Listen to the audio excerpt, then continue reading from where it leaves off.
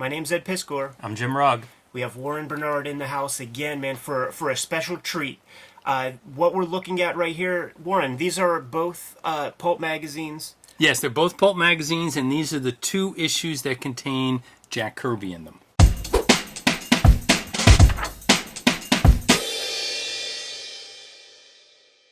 I'm so glad that you brought these over because we knew that Jack Kirby did some pulp work, and there was that 50th anniversary Abrams book that they did about Marvel Comics, and the image that you would always see when they would talk about Kirby and the pulps, you would see this image, and in Kirby Collector and all that stuff, it's always this image. And it always made me think, like, okay, well, okay, good. He did work in the pulps, and I guess in pulps, it's like you do a title image, and then it's all text. I go over to Warren's house, man, check out his stuff, and I'm like, there are 100 Kirby illustrations I've never seen before. We're going to go through both of these. We're going to see every single piece that Simon and Kirby did illustrating pulps. So what is, to begin, this is 1940. That's not, and this is also 1940. Uncanny Stories, I think, only ran 1 or 2 issues. Okay, so worth noting that this is just before the creation of Captain America. Right, exactly. And this is November 1940, so it went on sale was probably somewhere about October or something like that. And Marvel Stories had started, I think, in 1938 and ran a couple of issues. Then they kind of revived it. All right, and so this is one of the revival issues. These are the two that people normally don't see, and how about we go through one of them? Yes. How about we go through both of them? Yeah, we got to share Right, that Kirby artwork. All right, so... and I'm a fan of Simon and Kirby era. Like, I don't know how you guys feel on the subject. Oh, I love this stuff. So if you start here, okay, you can see down here at the bottom, Unusual Gripping Stories. Yeah, and that's clearly Simon and Kirby. It's clearly Simon and Kirby. All right. And this is dated April of 41. So this is a little bit later than the Marvel Tales. Yeah, so this came second. All right, so this is about the time because Captain America was, I think, May of 41. Okay. So about the time they were pulling together Captain America, they were illustrating this pulp. All right. And so this is a nice little spot illo down there. Unusual Gripping Stories. So, let's go through, shall we? I did mark them. So here's a nice double-page spread. Nice, man. And he's using textured paper. There is textured paper like for this exact job to get these kind of tones. It was called coquille board. Coquille board, right? And I think it still exists. Like you don't see it often in your regular art store, but you can find it online. Also, think of how prescient this is. The coming of the giant germs. Okay. Yeah, Jesus. Very timely. So let's find some more. Very spare illustration. Yes. Like some of them look more Simon and Kirby-ish than others. Let me see. Oh, there we go. Okay. Coming of the giant germs. And we'll go. Oh, and here we go. So here's a typical in-house ad for the next issue of Marvel Stories, which did not have Simon and Kirby in it. And there are pulps like Marvel Tales, and I wonder if Marvel Tales, like the number sequence, like continues into the comics, or if the Marvel Tales comics begin with issue 1. Well, Marvel Mystery was resequenced. Marvel Mystery Comics did get resequenced into Marvel Tales. Okay. Okay, so in terms of the numbering, yeah. Right, but then there was a Marvel Tales comic that was a horror comic in the 50s. Is this is Simon and Kirby? Yeah, this is Simon and Kirby as well. So interesting, man. Seeing him just like figure out the superhero stuff. I don't know that he was doing much comic book work at this time. He's doing a cup of coffee at Fleischer Studios. He's trying to sell comic strips. Didn't he work for Eisner a little bit? Yeah. Yeah, he worked for Eisner a little bit. Now, what's interesting is, and I'm sorry I didn't bring this, but this is also very typical of the kind of illustration you would have seen in Astounding Stories, Amazing, and the mainstream science fiction pulps of the time. Yeah. And, we may have talked about this once, but if you look at the equipment that was going on in the pulps in the 1930s, okay, Kirby sat on that until he got to the Baxter Building. All right. All right, so there's that one. So here we have an illustration by Yeah. Alex Schaumburg. Oh, nice. Yeah, so this is a double page spread by Alex Schaumburg, okay, who in another video they can take a look at Marvel Mystery 39 getting cracked out of its, okay, The CGC snuff film. yeah, the abomination that we performed in front of everybody on the internet. So this is actually, he and his brothers had a commercial illustration company, okay?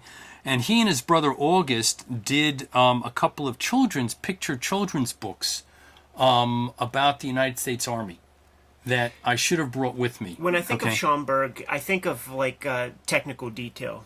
Draws good machines. Oh, yeah, Draws accurate warplanes, etc., and so forth. Well, and you can see that here. I mean, this is a nice rendition of a Stuka. And the whole design with the lights.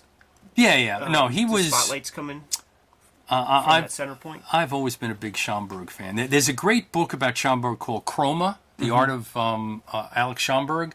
It came out, I think, 88 or 89 or 86 or something like that. So people who are into Schaumburg should go and track that one down. There is a signed edition for the geekheads like me, and yes, I have one. Yeah, sure. So anyway, Alex Schaumburg, illustration. Let's see who else we can scare up here, because there weren't that many illustrations in this one. Here we go. Here's another Simon and Kirby. You can see it in the faces. Yeah. More traditional pen and ink style here. Yeah. Meet my brother, Mr. Ghost.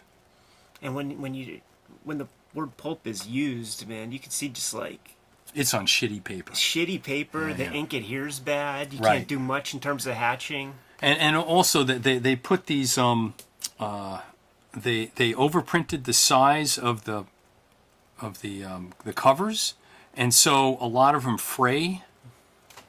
And then the signatures are all different sizes. You know, it's not a clean, Right. edge. So, and then, are there any more in here? Oh, I guess we missed one. Is that deckled? Oh, I don't Whenever know. edges are that way.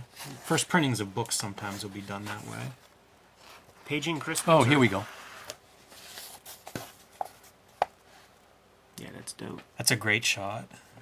Great composition.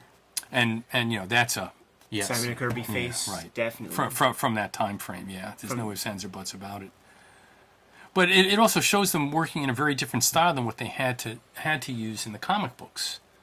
Okay, because this is not just pen and ink. Right, yeah, more of that coquille Right.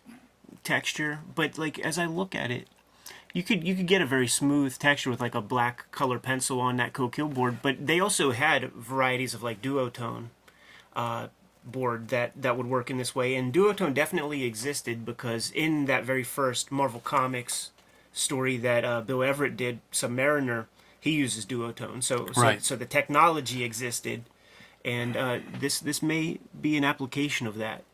Well, unfortunately, no one has any idea where any of these originals are. They're most probably gone. Yeah, that stuff was used as cutting boards and Right. insulation. And like if Martin Goodman ain't respecting, the comic pages that the first Marvel comics are drawn on, like these were diarrhea to him, toilet paper. And by the way, just to show you how old this is. So this is supposed to be in the future, right? It says, "Speed will be my bride. The fastest woman on earth might imaginably make a good housekeeper, but not the fastest horse." Catch this. The Olympics for 1980 were over. Okay? All right. This is really old. Okay? All right. So that's it for Simon and Kirby in Amazing. I don't think there was any. Yeah, there was no more. Good ads. And there were no in-house ads in this particular one. But let's take a look at the first one they did. Marvel Stories for November of 1940. So this is all science fiction. This was more, the Uncanny Tales was more weird fantasy mystery type thing, okay? So, but in this one, down here at the bottom, it says, inside cover illustrations by Joe Simon and Jack Kirby. So he solidified the name. Jack Right. Kirby is now my name. Right. He tried a lot of nom de plumes. And this is a particularly nice copy. You can see the condition of the paper, okay, is actually in really nice shape. So here we go. This is the one where Ed was. There's still Ed drool on this that I haven't been able to get out of it. Here we go. Look at this stuff. Yeah, that's strong. Wow. All right. This is, like I said, he was really reading the science fiction magazines of the 1930s. Right. Okay. Great lettering. He was also, by the way, reading Flash Gordon and Buck Rogers. The illustration style feels like it would be totally at home in like a Charlton. You know, like there's comic book style that would look like this. Yeah. Even the Ditko 50s work. I really enjoy seeing his hatching. Yeah. You know, like knowing, I guess, that this is done for one color for black and white as the finished piece. It does look like a different approach to the finish than what we would see in the comics. Yeah, but this is one of the pages that you don't see reprinted. Okay. You don't see almost any of this stuff. Just that one robot is the thing that they always use. Which is a shame because I would have chosen this, but that's just me. All right, we've got more. And there's the robot. And that's a mixture of hatching and the coquille texture. All right. And look at the floral textures on the ground. Yeah, right there. It's a nice contrast with the robot. Right. Yeah, Nope. It's amazing, man. It's like total still life. And it's much nicer seeing it printed this way than the Always thumbnails. third generation reproductions that they would. And I never understood that because it's not like, well, this is a sort of a rare book. It's not that difficult to get, but to think that all they could do is just keep reproducing the same piece of trash they've had for the last 30 years is just beyond me. Digital cameras now, I can take a digital picture. This would be 10 times better. Yeah. So, all right, there's more.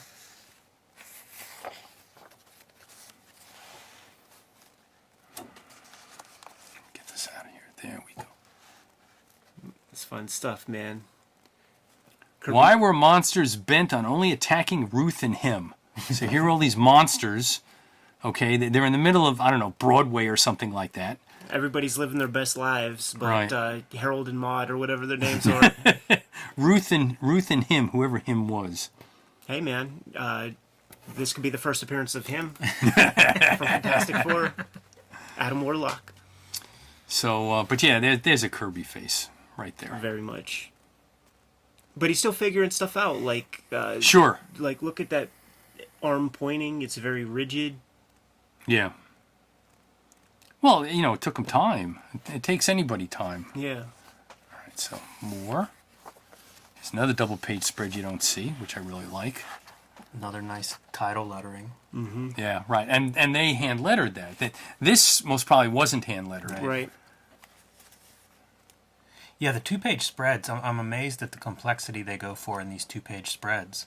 And by the way, these 2-page spreads here are more complex than what you would have normally seen in Astounding or Amazing magazines of that day. Who would Virgil Finlay do art for?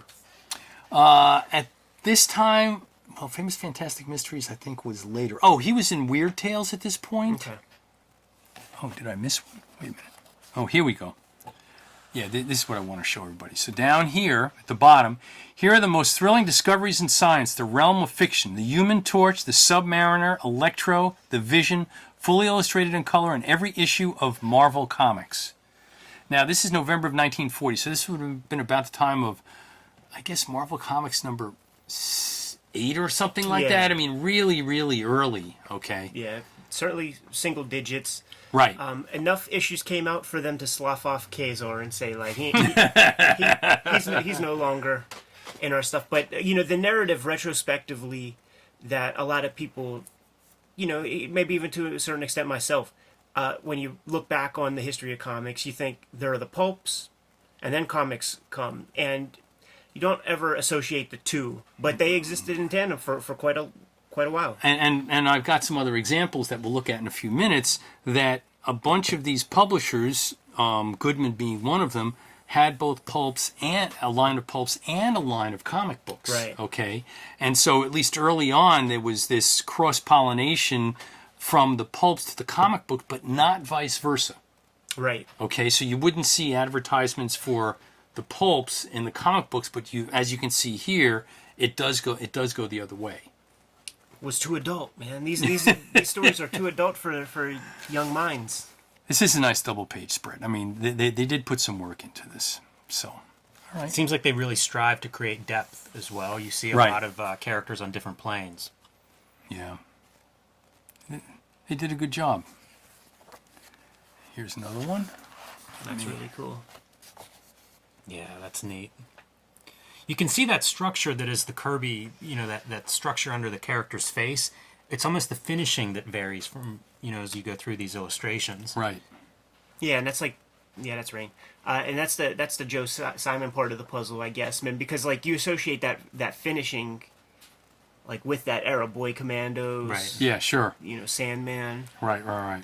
I do love the hatching, and I'll point out the variation. Like, you look at the chess, the black squares on the chessboard, and you can see, like, there's almost a light source in the middle, that gets darker as you get away from kind of this middle range. Really subtle. And this is so early in Kirby's career. Like, he's going to see this come back from the printer and adjust his art style accordingly, knowing the sort of limits of the print technology at the time. Right. This is a great illustration too, just as a fun illustration, right? Of the chess is metaphor for war, and the chessboard in the foreground with the big guy behind it. Really fun. Yep. That was a fun one. All right. So, Yes. talking about comic books and pulps, if you want, this is the best example I've ever seen. Check this out. So here we've got Marvel Comics presents a short picture story featuring the Human Torch. Yeah, man. So just to illustrate that Marvel, what becomes Marvel Comics is up and running, and I wonder if this might be, Jack Kirby's first works at the Goodman offices. Yeah, I don't know who did this. This to me is not Simon Kirby. No, it's definitely not that, and that's probably Burgos. I would say that's Carl Burgos. Right. This is great. Things have been pretty quiet. Do you think, Captain, that Submariner will keep his promise and not disturb the peace again? I believe so, Torch. Submariner is a man of his word. I'm sure he won't cause trouble anymore. So we know that Marvel Comics 5 exists, at least because that was the crossover comic. Right. So now, knowing that Human Torch knows who Submariner is, we know at least 5 issues of Marvel Comics came out at this point. Right. Okay. What a document. Yeah, this is great. Wait, this radar signal coming. This thing is freaking scary looking, man. I thought that was like a oddity of medicine or something. Well, this is nice. It says, yes, there is plenty of good, clean reading and loads of thrills in every issue of Marvel Comics, and it costs only 10 cents everywhere. So this is the best crossover piece of comics into pulps that I've seen. Another reason to have this particular one. Yeah. And I don't think there were, let me see, was there anything else? I may have missed one. Looks like there's one more. There's one pull tab, but oh, here we go. Oh, yeah. One last. A Kirby Ubermensch. Yep. Captain America. Yeah. If momentary exposure to the cosmic rays beyond the heaviside layer, whatever that might be, made a Superman of an ordinary mortal, what fabulous titan of strength and intelligence might the human become who'd spend hours under such forces? Wow, that really is like the blueprint of how many superhero characters. Oh, yes. Right. So there it is. Amazing document, man. Thank you very much for bringing this. So I was getting caught up in this. Like, is your rupture here? Oh, my God. What's a rupture? That's terrifying. Like, what's a rupture? Just the ads are worth it, okay? If Ruptured, try this out. What the fuck is rupture? Ruptured is if you tear. I think it's a hernia. Yeah, it's a so it'd be hernia. like if you're tearing your abdomen muscle Right. walls, and man, I always think the ads tell you a lot about that era and what people are dealing with, and that is just sad. Look at this: epilepsy, hypnotism. I mean, some new dentures. Yep, stopping itching. All right, and then this was Snap was this sleazy photo magazine, like a men's mag. No, one step above Men's Mag because it was Life magazine size. They're advertising censored pictures. Yeah. So it's like you can almost see something. That's cute, right? And there it is. Amazing. I always associate this kind of a color treatment with some of the Chris Ware Acme Yes. stuff that he would do. Yes, very much so. Even Yeah. that composition in the front cover, like with the lettering and all of that, like he's used that before. So, all right. So I also brought some other pulps to show that it wasn't just Goodman Yeah. that had this. So, Street and Smith. Okay. So this is The Wizard, Adventures in Money Making. This is a sort of a superhero type that defeats criminals with his acumen in business. This is the true Republican superhero. Cash Gorman. Cash Gorman, right, exactly, all right? I'm sorry, Cash Gorman. It only ran 6 issues, which I guess says the Republicans weren't reading this, okay? So Street and Smith, they were the ones who brought you both The Shadow and Doc Savage, precursors to comic books, okay? As we saw when you came to my house, Doc Savage, October 1938, is The Fortress of Solitude, okay? So you can't really get to comic books without some of the stuff that Street and Smith put out. They also put out Astounding Magazine, which for its day and well into the 60s was the most erudite and adult and intelligent of the science fiction magazines of the day. All right. So in here, That dude looks totally like a David Icke lizard person. Right. Even the green highlight for that second cut, that double lighting, is very lizard-like. look at this, he's flipping a coin. Heads I win, tails you lose. Okay. I almost thought that was a rupture. And here we have an ad for Doc Savage Comics on sale everywhere. And a couple of pages in. Here we go. An ad for the Shadow Comics. I wonder what these fellows would think, man, if years later, like, they would be selling these properties off to Jack Leibowitz's company. Oh, geez. Oh, here's another one for Shadow Comics. Yeah. So this was Street and Smith. I love these patriotic ads in the back. This one was, I forgot who this publisher was. Was this Better? Yeah, so this is Thrilling Publications. So Thrilling Publications had Thrilling Comics. They also had America's Best Comics. And Schaumburg did a bunch of covers for them. Right? He also worked for the Pulp side, too, in the 1930s into the 1940s. So in here, we see, here's Real Life Comics. Let me stick that up there. There we go. Approved by parents and teachers. And that is not Denny Ihorn. And then here, I found this, which I was surprised to find out. This is a Dr. Seuss war bond ad using, shall we say, not exactly politically correct way of wipe that sneer off his face. You just are responsible for getting Dr. Seuss canceled. All right, so there's that one. Yeah, I got those. And then this was also from the same publisher.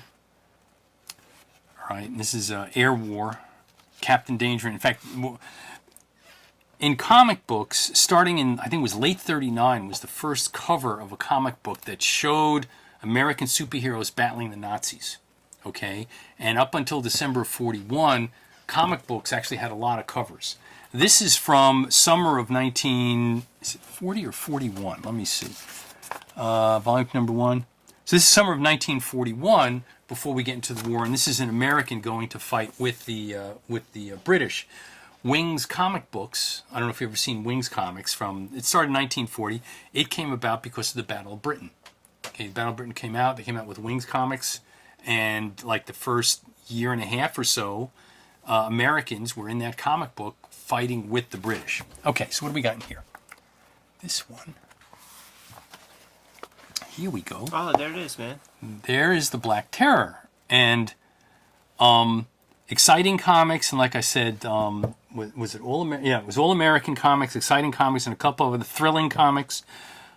Schaumburg did a lot of these covers. for this magazine. I always liked that character, and he had like a Yeah. sidekick with the same skull and bones. Right. I'm sorry, the skull and bones on the chest. I mean, that is just great. You just knew you didn't want to fuck with this guy. Okay? Right, but these are the heroes, you know, and that's pretty villainous. Right. So this is the second best of the ads that I had seen, and especially because I'm a Schaumburg fan. But anyway, so I just wanted to show people that it wasn't just Simon and Kirby going over and drawing pulps. It was also the publishers themselves own both pulp lines and comic book lines.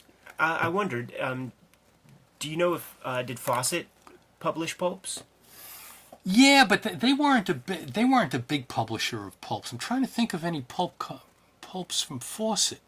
While you think about it, look at how much that's like the comedian's head. Right. If you just see that top part with the watch, you know, the watch for Watchmen. Oh. And also, it looks like a G.I. Joe, almost actual size of like those, you know, 4 3/4 inch figures. And this is one of those public domain characters now. It is, yeah, and I think even Alan Moore put these characters to use in some form or fashion, maybe in his America's Best line. Right. So anyway, there you have it. So it's not an either or; it's both. Yes, for a period of time. I mean, For a period, right. It makes sense. Yeah. That's kind of how it works. Well, there were things like, for instance, Planet Stories came out for many years as a comic book, and Planet Stories came out for many years as a pulp. Yeah. Okay. Startling Stories came out many years as a comic book, and the same thing with the pulp. So they had the two lines. It was like no ifs, ands, or buts about it. And there are even vestiges, like you go into a Barnes & Noble now, Argosy magazine, some of the little detective magazines and stuff. They come from this era. Right. All right, here we go. And here is a little ad for Thrilling Comics with the original Doc Strange. Right. Okay. A big dime's worth. And I have I should have brought it. I have a Thrilling Comics from 1945 with an Alex Schaumburg cover of a GI coming home. Okay, and being greeted when he comes off the boat coming home. So Schaumburg worked at least until 45 for Thrilling. Like I said, he was working for not one, but two major publishers. And that's the Better and Standard publishers who had Thrilling Comics and the Black Terror and America's Best. He was also working for Timely. Okay, so I mean, he was cranking these things out. So one day I want to go and no one's ever inventoried what he did, which is actually kind of a shame. And then, Do you know if he had a shop? Like to churn that stuff out, he must have had some it was just assistance. him. Really? Yeah, it was just him. Okay, so here's one for Startling Comics, and at this time, and Captain Future, all right, at the time had his own pulp. Okay, put out by the same publisher. So, and Startling Stories was also coming out as a pulp at the same time. So once again, you get this big crossover. Interesting to see the Man of Tomorrow. as Exactly, a, yeah. tagline. Well, someone didn't copyright it, didn't trademark it, and do all that stuff. So, anyway, Great documents. Jimmy Yes. and I have robust giant comic book collections with exactly 0 pulp magazines amongst them. So what a pleasure to take a look at that Jack Kirby stuff. And these extra pulps that you brought over, great bonuses. Yeah, it's a nice connection, a nice bridge to that past that we may be familiar with, but don't always see those examples. There's probably less and less crossover now as conventions become more specialized and things. Right. Good to get that on record.